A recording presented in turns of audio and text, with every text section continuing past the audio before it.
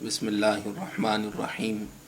نحمدہ ونصلی علی رسولہ الکریم اما بعد۔ معزز سامعین اور ناظرین کرام، اللہ تبارک و تعالی نے قرآن مجید کے اندر ارشاد فرمایا وَكَذَلِكَ جَعَلْنَاكُمْ أُمَّةً وَسَطًا، کہ ہم نے تم کو درمیانی امت اور معتدل امت بنایا ہے۔ شریعت مطہرہ کی ہر تعلیم میں اعتدال کو برقرار رکھا گیا ہے، اور امت سے بھی اس بات کا مطالبہ کیا گیا ہے کہ اس کے ہر مسئلے کے اندر اور اس کے مزاج کے اندر اعتدال باقی رہنا چاہیے۔ آج کل دنیا میں اور پوری انسانیت میں ایک وبا کورونا وائرس کے نام سے پھیل رہی ہے، اور امت کے اندر دیکھنے میں یہ بات آ رہی ہے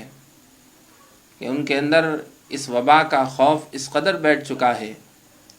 یوں محسوس ہوتا ہے کہ انہوں نے اس وبا کو ہی سبب اصلی سمجھ لیا ہے، اور ان کے ذہنوں میں یہ بات بیٹھ چکی ہے کہ کورونا وائرس ہی ان کے لیے موت و زندگی کا سامان ہے، کورونا وائرس سے ہی موت آئے گی اور کورونا وائرس ہی زندگی سے نجات دلا سکتی ہے۔ حالانکہ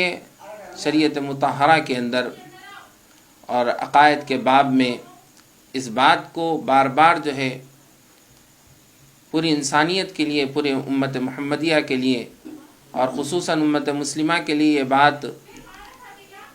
یہ بات سمجھائی جاتی ہے، اور اس بات کی تاکید سے تعلیم دی جاتی ہے کہ ہمارا عقیدہ یہ ہو کہ سب کچھ کرنے والی ذات اللہ کی ہے۔ چنانچہ اللہ پاک نے سورۃ تغابن کے اندر ارشاد فرمایا کہ تمہیں کوئی مصیبت نہیں پہنچتی مگر اللہ کی اجازت سے، تمہیں بیماری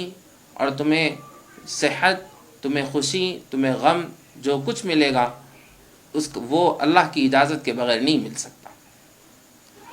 چنانچہ اور حدیث پاک کے اندر بھی، بخاری و مسلم کئی کتابوں کے اندر یہ حدیث منقول ہے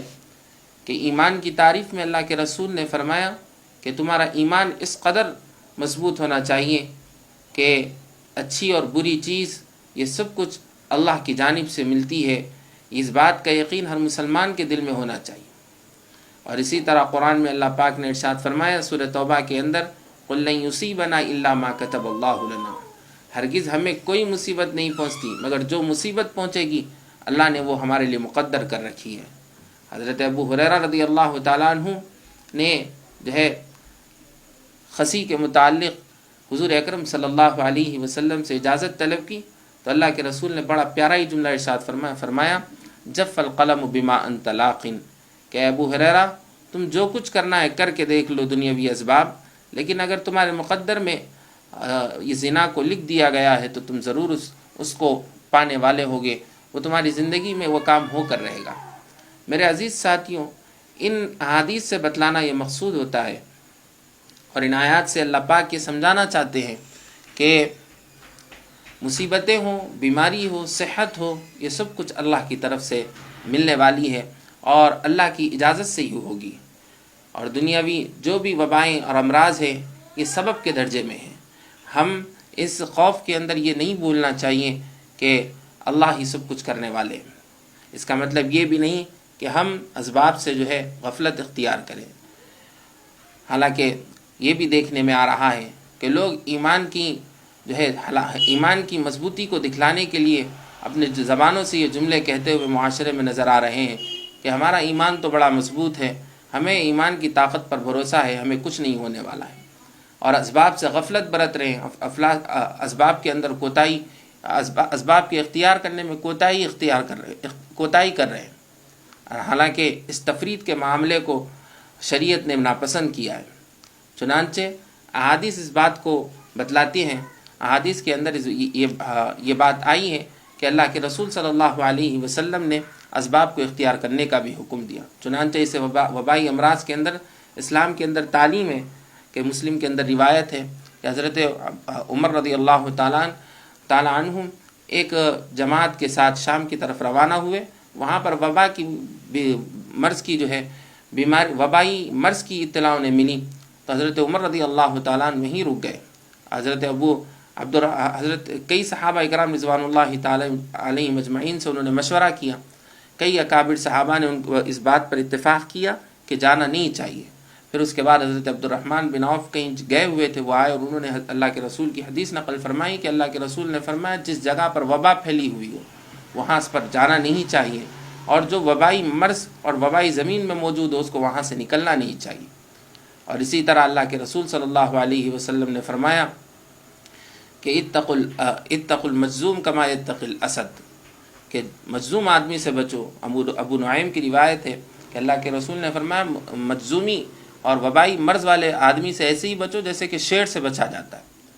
اور حضور اکرم صلی اللہ علیہ وسلم نے یہ کر کے دکھایا کہ بنو ثقیف کا ایک وفد حضور کے پاس بیعت کے لیے آیا، معلوم ہوا حضور کو کہ اس وفد کے اندر ایک مجذوم آدمی ہے، تو اللہ کے رسول صلی اللہ علیہ وسلم نے اس سے ملاقات تک کے لیے انکار کر دیا۔ تو یہ احادیث ہمیں بتلاتی ہیں کہ ہمیں جو ہے ایسے وبائی مرض کے وقت احتیاط کرنا چاہیے، تدابیر کو اختیار کرنا چاہیے، اور اس حدیث کے منشے کو سمجھنا چاہیے کہ اللہ کے رسول کا بتلانے کا مقصد یہ تھا کہ جس طریقے سے ہو سکے آپ کو وبائی مرض سے بچنا چاہیے۔ آج کل جو یہ وبا ہے، جیسا کہ کہا جا رہا ہے میڈیکل سائنس کے مطابق کہ یہ بیماری چھونے سے پھیلتی ہے، تو گھروں کے اندر رہنے کا جو آپ کو جو ہے گورنمنٹ حکومت سے جو آرڈر مل رہا ہے یہ بھی انسانیت کی بھلائی کے لیے ہے، تو اس کو فالو کرنا اور اس کی پیروی کرنا یہ حدیث کے اعتبار سے بھی آپ کے لیے لازم اور ضروری ہے، تاکہ اس وبائی مرض سے تمام لوگ جو ہے اپنے آپ کو بچائے رکھیں۔ تو میرے عزیز ساتھیوں، ہمارے عقیدہ بتلانے کا مقصد یہ ہے کہ ہمارا عقیدہ اس قدر مضبوط ہونا چاہیے کہ کسی بھی حال میں ہم جو ہے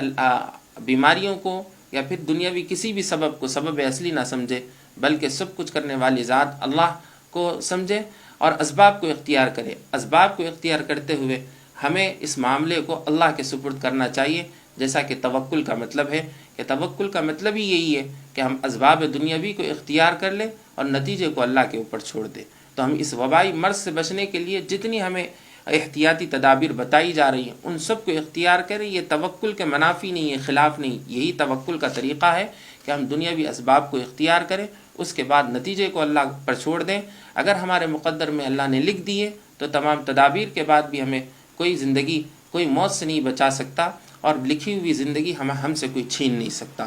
ہمیں چاہیے کہ ہم جو ہے اللہ ہی پر بھروسہ کریں اور دنیاوی اسباب جو کچھ اختیار کرنے کے ہیں احتیاطی ان کو اختیار کرتے رہیں۔ اللہ پاک سے دعا ہے کہ اللہ پاک ہم سب کو اپنا ایمان مضبوط رکھنے اور دنیاوی اسباب کو اختیار کرنے کی توفیق نصیب فرمائے۔ آمین وآخر دعوانا الحمدللہ رب العالمین۔